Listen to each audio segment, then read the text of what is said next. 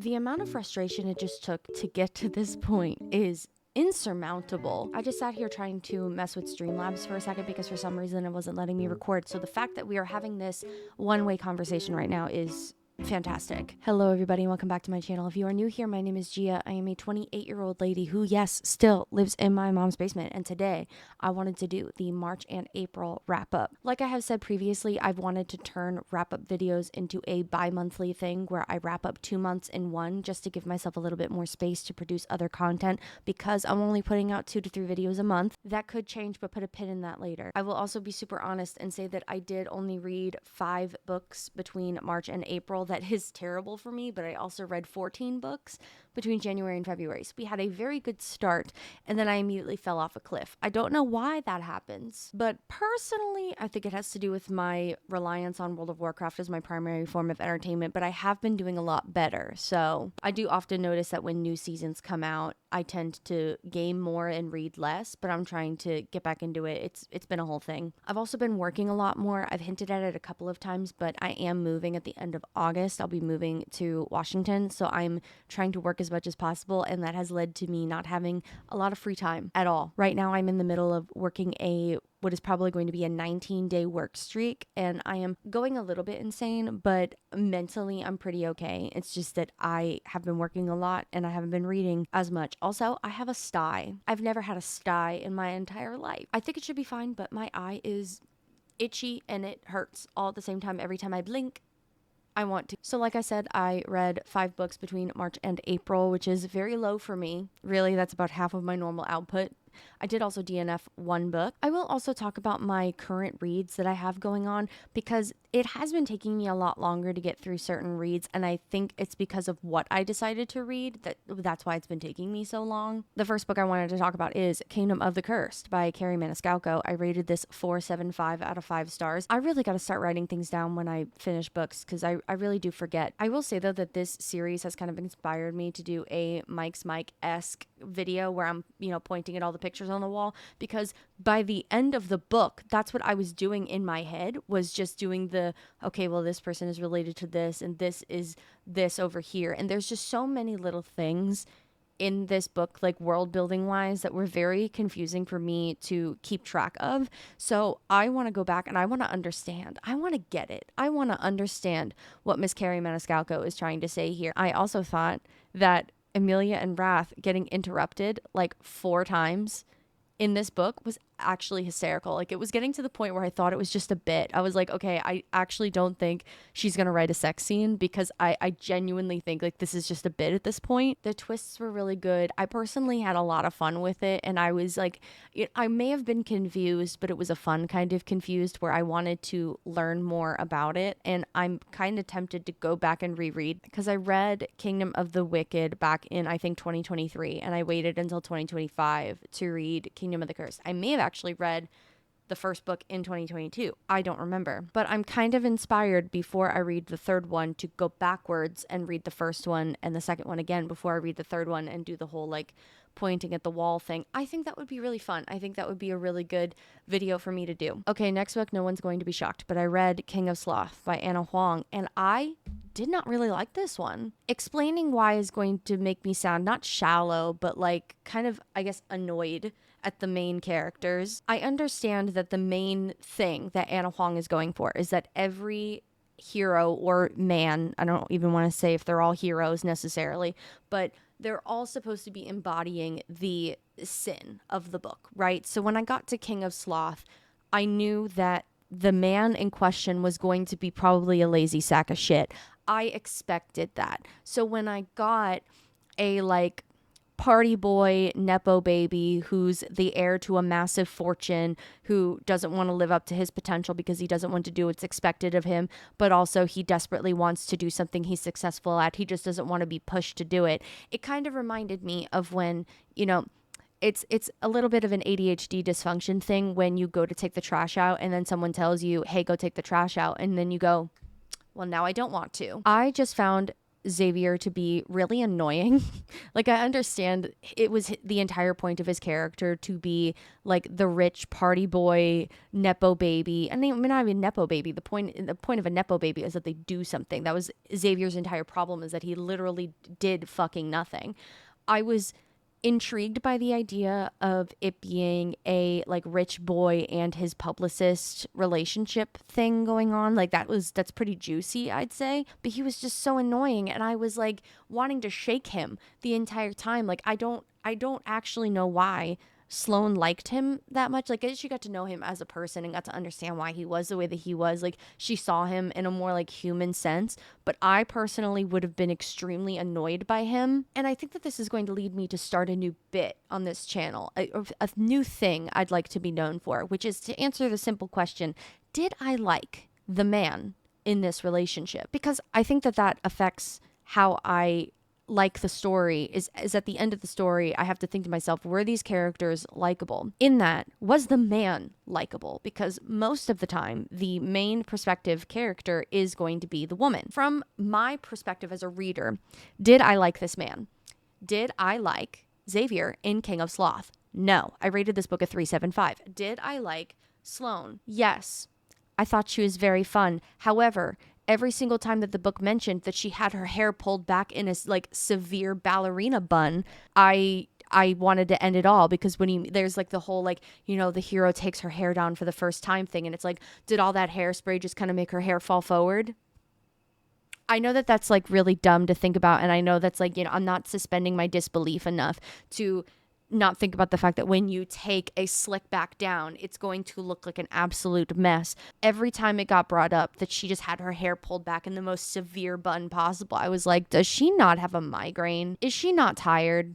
Just let the hair down, girl. Put it in a ponytail or something. Like, she's going to give herself a traction alopecia. So yes, King of Sloth by Anna Huang, I rated you 3.75. I considered rating you less, but the way that Anna Huang is able to humanize people in a relationship and turn it into a like emotional maturity or an emotional like turnabout moment, I don't know why that hits for me all the time. I really can appreciate when a contemporary romance novel with rich people fucking, I can really appreciate when there's like an emotional maturity or an emotional turnabout in there, where everyone just kind of like maybe not looks in the mirror with themselves, but kind of like comes to terms with how they are the way that they are. Because sometimes I get really frustrated with reading a book with that is either a romance or has a romance subplot where the character is the same in the beginning as they are in the end, and there's no character development. It's, we bickered a little bit and then we made out and now we're soulmates. I like to see like some change in some people. So unfortunately, that like emotional turnabout like made me like the book in the end in a way. Like, I was like, okay, like this was kind of okay, but I did not like Xavier and I did not like his antics. And by the end I was like, yeah, you changed for the better and stuff, but I still don't necessarily like you as a person. So still invite me to your parties though. They sound fun and I will never show up, but please continue to invite me. The next book I read was Sunrise on the Reaping by Suzanne Collins, and I am going to be doing an entire video on this book once I get around to it. This is truly a 6-star read for me. There have been very few books that I have read in the last 5 years on this channel that have truly been 6-star reads. One of them is Babel by R.F. Kuang, and Sunrise on the Reaping is definitely another one. So when I read this book, I had a random Wednesday off, and I just decided to go through the garage because it was still like kind of cool outside. The spiders hadn't come back yet.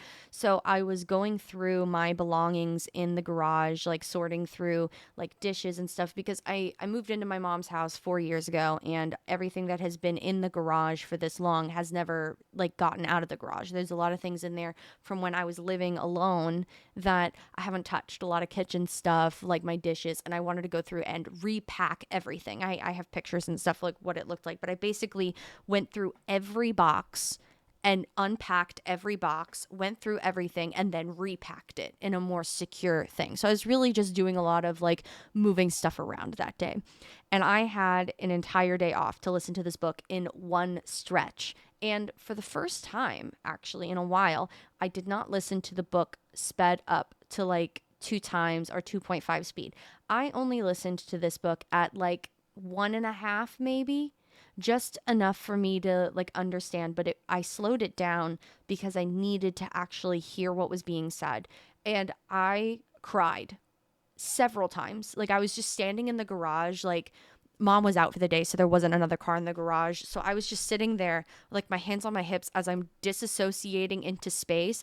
And like this is such a specific thing to describe, but do you ever like disassociate into space and you don't blink and then you just start crying like tears that you didn't actually like start crying yourself? Because sometimes when you cry, you like blink and then it comes out. No. I was just standing there staring, not blinking, and just started welling all the way down. Like I had like tracks of tears rolling down my neck as I just stood there in silence. And that was only at like, I know the first time I cried was at 10%. And then after that, like I cried at like 30 or 40. And then by the end, I was like sobbing. By the end, I was like actually sobbing. And it's very difficult for me to cry at a book. Personally, I'm not really a book crier. I'm more of a movie crier. So this was very, very like emotional for me. It's really hard for me to describe why I rated the book 6 stars without diving too much into it, which is why I want to save it for its own video, because I truly believe that it deserves its own video. This is a necessary read for a lot of people, and some people aren't going to like it because they think it's really heavy-handed.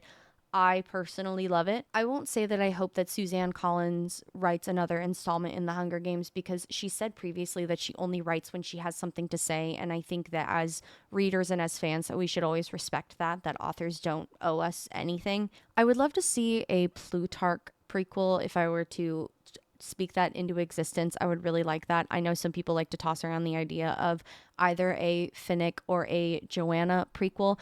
I personally don't want to see that, because we've already seen enough through other books how largely the years after their victories, they were basically passed around in a like an exploitative way and in a sex trafficking way.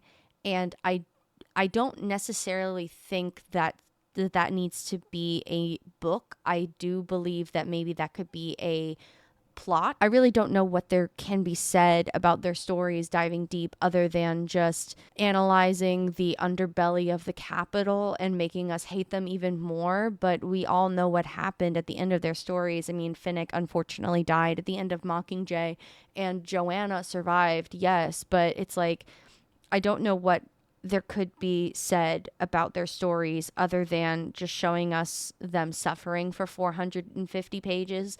And I don't want that. I don't want to see Finnick and Joanna suffering for 450 pages. What I would like to see, I think, is a prequel of Plutarch's story that could include some interludes from Finnick and Joanna. Probably Finnick is probably the one that would be the most likely candidate. Plutarch is always such a very like enigmatic person, because in Sunrise on the Reaping, he becomes much more of a neutral character. Like you start to see him more in his younger years and how he had a role to play in the Capitol, but then you know where he ended up by the original trilogy, and by the end of Mockingjay, you know exactly where he ended up. So I can see how exploring into his world would be a little bit more of something that Suzanne would want to do, because it's brought up several times about how Katniss wasn't the first person to attempt a revolution, and Haymitch was another person who was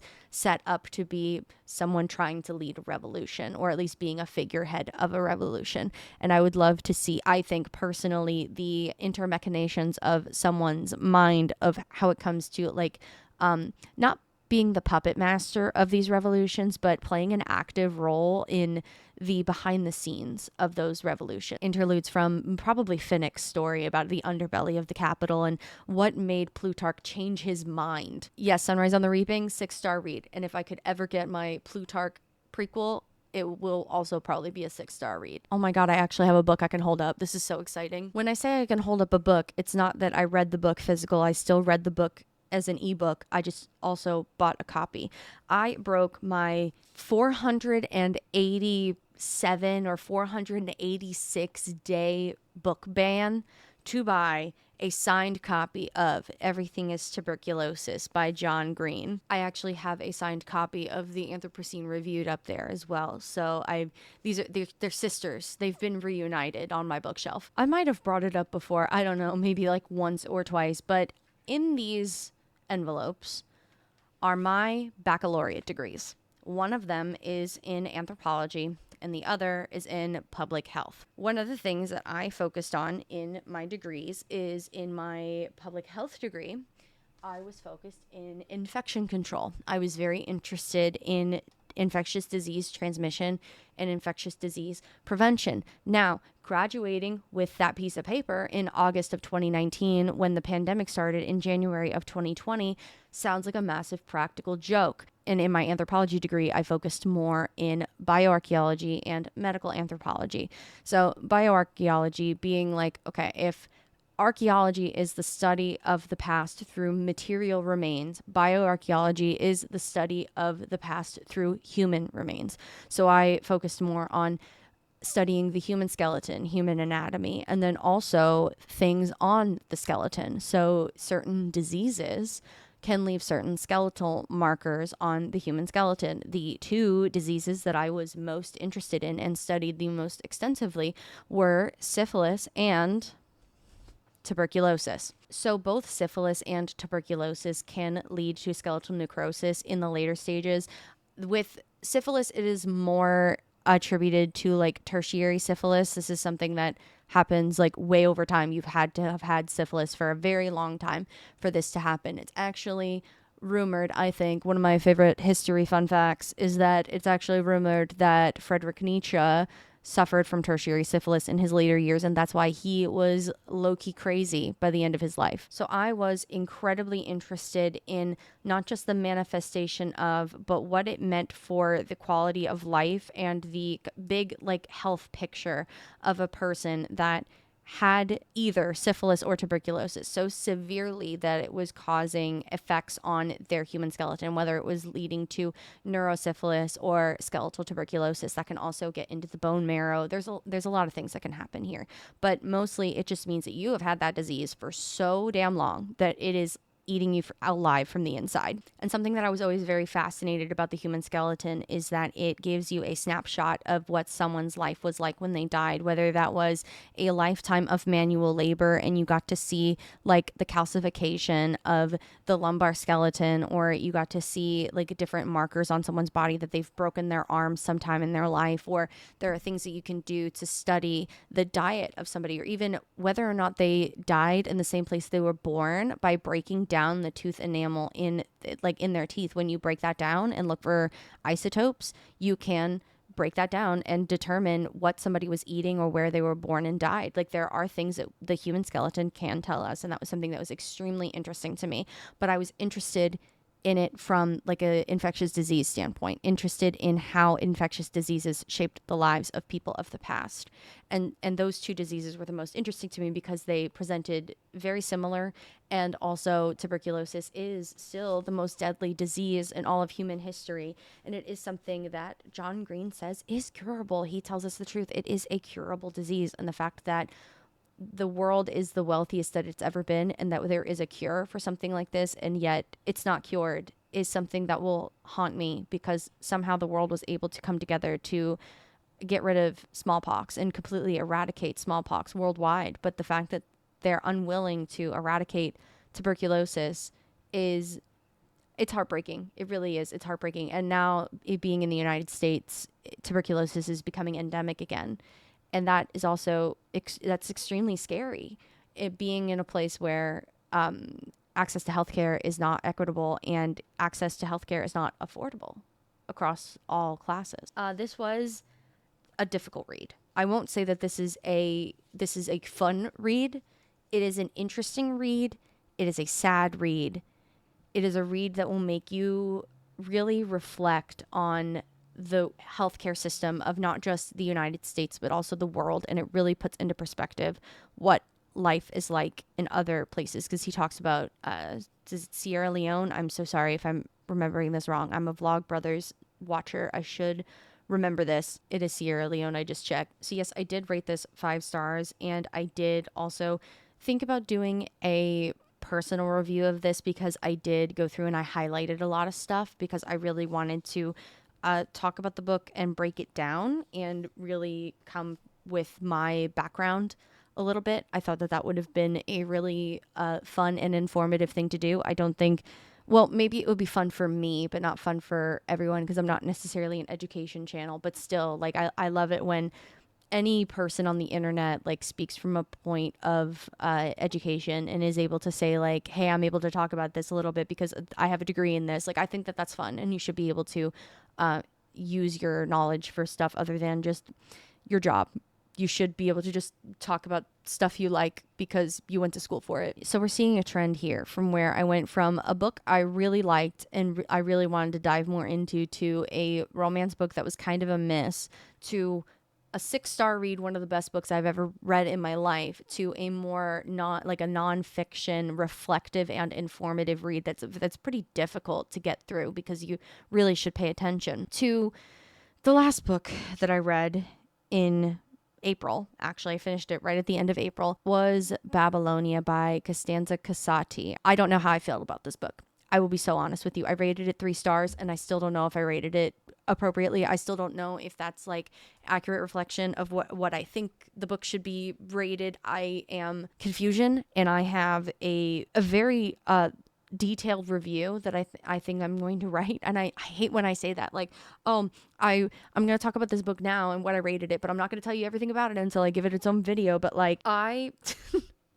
my God, this book made me question everything. This, but not because it was like, a gotcha or something. This, I was questioning my feminism card just a little bit because this is another type of feminist retelling of a legend or of a myth. And I really don't still to this day know how I truly feel about it. It's been about a week since I finished it, and I still am puzzled as to how I feel. Retelling of the story of Semiramis, which is not a real person. It was a mythical person or a legendary figure based on a real person. How do I explain? I'm going to try to talk about this in a way that is the simplest way that I can describe this and why I didn't necessarily not dislike it, but I don't know what to say. So the blue dot is Semiramis, right? She's the main character, right? So she ends up getting into a relationship she marries after escaping her abusive family. She gets into a relationship with Onez. They get into a relationship and they are married. Right? Okay. So Onez is the general to the king. He's like the main war general to King Ninus, also a real person. So King Ninus is his BFF. They have grown up together. And Onez was there for Ninus in a time where like supposedly his older brother killed the king, and Ninus had to step into being king in a time where he wasn't fully ready to be, and he was never really trained to be king, but his brother killed their father, so he then had to kill his brother. So anyway, so you have a king that he's not really good at it. He's not really good at being king. So he relies a lot on his dear friend Onez for guidance, right? They are BFFs, right? Okay, actually, turns out they are brothers. I am so sorry. They are half brothers. Onez and the King Ninus are half brothers. This is not known in history. This is not true. We know that I can't pronounce her name, but the figure that is Semiramis, she marries Onez, which is true. Now, Onez and King Ninus being related is not something that we know in historical record, right? That's not something that we can like figure out, right? Okay. So the king has a daughter. King has a daughter, right? She's like 7 in the beginning of the book. He had her as like he got married and then she died in childbirth, and it was like it was just like not really. He had her when he was like 16, right? Like he's still pretty young, right? So it is also rumored that this king right here is gay. He is gay. This king. This guy right here. The king has a daughter that he had when he was like 16, 17, and also he is gay. Who is he gay for, you may ask? His brother, his half-brother, who is not known in history. Like, from what we know in history, we do not know if he is, like, they are half-brothers. It is unknown if they are half-brothers. It is also unknown if they were gay for each other. Now, it's not like they're gay for each other. It's like an unrequited, like, not really it's like half requited, okay? So, like, the king is, like, super into Onez, and Onez is like, this is inappropriate, but also low-key, like, there's something going on here. It's like there's tension, and there's a couple of times where they, like, interact, and they have, like, they kiss and stuff. And fully, like, I thought I was, like, gaslighting myself, because I was like, wait a minute, do they know they're brothers? Do they know that they're half-brothers? Or is this just something that ended up being whispered to Semiramis by the Varys of this world, like a eunuch who, like, knows everything, and he tells her that they're related? I was like, do they know that they're related? Turns out, yeah, they did know. I actually had to highlight it, because I was like, you know, if they didn't know that they're brothers and they're, like, low-key gay for each other, and they're, like, down low gay, then I mean, that's just tragic, because it's inappropriate for them to be together. But then I was also like, is it inappropriate for them to be together because they can't be gay in this universe? I was a little confused as to the status of, like, acceptance of queer relationships in this story, because the queen mother does not like that her son is gay, and is like, wants to ignore it. But it's not something that it's like I don't want to say punishable, but it's not something that they say is like, oh, it's bad, like, being gay is bad. They don't say that. She just doesn't like that he's gay. She wants him to, like, get married and have kids and, like, have a like a queen and stuff. So what do we know from this historical standpoint? We know that Semiramis existed. We know, or at least the name I can't pronounce. Semiramis existed. She married Onez. We know that exists. What we also know from history, or at least legend says, that King Ninus seduced Semiramis, and so they ended up getting together at some point. And Ninus said, give me your wife. And Onez said, no, you cannot have my wife. And then Ninus bullies him so hard to give him his wife that Onez just kills himself. Like, that's like in, like, read the Wikipedia page. That's literally what we know. We know that she married him, and then he wanted her so bad that he bullied her husband into killing himself, and then he married her. The fact that they were brothers and also gay, not even, like, it's, so I was like down these Wikipedia page rabbit holes going, okay,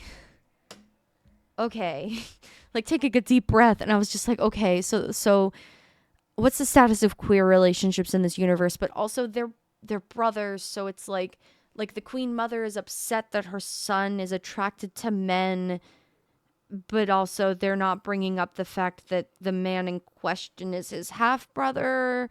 Like, we're not. And then the twist, I mean, it would have been a twist if they found out, like, hey, by the way, you guys are brothers. If that was the twist, that would have been interesting. That wasn't the twist. It was something else. And so I was, like, in disbelief the entire time. Like, okay, this is supposed to be like a feminist retelling of this woman who was one of the original founders of the city of Babylon, but it became more about these two dudes who were not even necessarily fighting over her, just like oh God, I'm dumbfounded. I'm like, I don't know what to say. I don't know what to say about this. And okay, another thing that this did that bothered me very bad is that it was the feminism in question was giving me the same vibe as she wanted to, so she did, and a well-behaved woman never makes history. Because the entire time, the characters were in this book talking about, like, I will rise from the ashes even if I set the fire myself. It reminded me of that scene in Game of Thrones where Missandei looks at Daenerys and says, all men must die. And Daenerys looks at her and goes, yes, but we are not men. Like, I wanted to like tear my hair out because I was sitting there like reading this like feminism takes, and like every time at the very end of like every like, not even at the end of a paragraph, just like at the end of like that section of even the chapter, because there were a lot of weird chapter breaks, but even at the end of like every single like moment, like it always ended on the same beat of either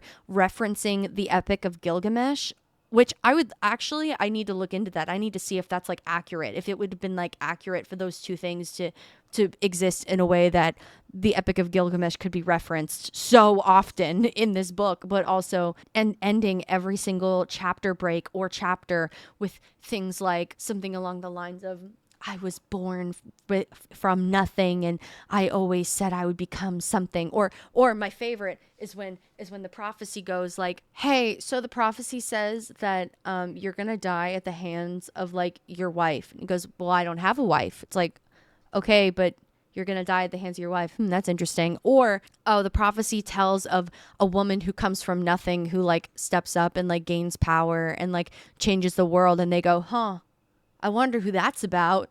It's like they were speaking in like eventualities. They were speaking in this tone of like prophecy and, oh, we know this is going to happen. And oh, this is definitely going to happen. And it was talking like they already knew what was happening. In the way that I break this down, I'm going to have to look through the quotes. By the end of it, I was just like, I had to completely like suspend my disbelief and remove myself entirely from this and stop thinking about the history standpoint and go, okay, was this book good from a plot standpoint? If it is not reliant on any sort of historical reference, it's kind of tea, but at the same time, them being half brothers and knowing just really, really grinds my gears. Like, I understand, like, I read Cassandra Clare when I was a teenager, but I'd like to think that my tolerance for incest is like really up here. It's like I'm a Game of Thrones fan, and I've read a lot of Cassandra Clare. Like, I understand, like I've been introduced to the idea of like incest and stuff, but like, oh my god, like I don't know, like am I thinking too far into it? Like, am I just not having enough consideration and respect for the fact that half brother incest was okay? Actually, I don't know. I don't know. I feel like I need to get a dissertation in history. Now, what exactly did we learn here? That I get very bogged down when something is referencing history that doesn't make any sense to me. I get very, very zoned in and interested in it because I want it to make sense. I wanted to like it. I wanted to like this book so badly, but there was just something that was like holding me back, that I had to disassociate from it hard enough to really think about it from the perspective of someone who knows nothing about history or like historical context, and really just go, was this a good time? And I don't know. In between all of this, I have been listening to Priory of the Orange Tree, so that really that's why my reading pace has been so slow, because it was between a book that was nonfiction that was really hard to get through and was like an informative read that I needed to pay attention to a book whose reading experience I can't even describe fully, to a very dense tome. Realistically, I think that Priory of the Orange Tree is a tome, and every time I think to myself like, oh, I think I'm really like understanding what's happening here, and I'm really like appreciating everything that's happening, I get confused. So I am not 100% sure how I feel about Priory of the Orange Tree yet. I like it. I want to like it more than I'm currently liking it. I want to be obsessed with it, if that makes sense. Like, I want to be obsessed with it. So I think I might have to read it physical. I don't want to. I know I'm gonna have to listen to it, but I think that there's like something I'm missing. I might have to do some like external reading and some Wikipedia or like fan wiki like browsing in order to fully like understand what's happening here. But anyways, that is all from me. Thank you so much for hanging out with me. If you got to the end of this video, if you'd like to find me anywhere else, you could find me on Twitch and Twitter. Remember to drink water and be nice to each other and exude kindness and empathy with everything that you do, and I will see you in the next video. Bye!